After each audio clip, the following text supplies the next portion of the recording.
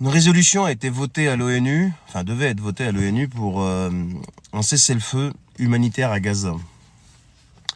Et qui a opposé son veto? Comme d'habitude, le seul pays, les États-Unis d'Amérique.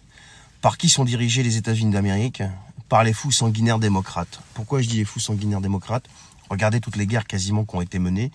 La plupart par qui ont été menées, les plus meurtrières, par qui elles ont été menées. Quand vous regardez, quand vous recherchez, vous allez vite comprendre de quoi je parle. C'est pas les mêmes démocrates qui étaient pour la paix, pour arrêter tout ce qui se passe en Ukraine, là, faut cesser cette guerre, il faut que Poutine arrête, etc., etc. Eh bien non, là, ils veulent que ça continue, et par leur décision folle, eh bien, ils viennent de condamner à mort des dizaines de milliers de Gazaouis supplémentaires. Donc on parle de femmes, d'enfants, de vieillards, etc., etc.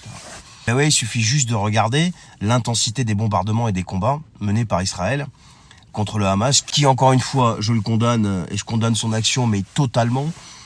Mais le Hamas, c'est le Hamas. Et les habitants, les enfants, les femmes, etc. D'accord, vous allez me dire oui, l'idéologie, mais on s'en fout. Là, pour l'instant, quand vous allez regarder sur les chaînes arabes, et je vous assure, pour ceux qui ont les chaînes arabes, vous savez de quoi je parle. Parce que là-bas, c'est sans filtre.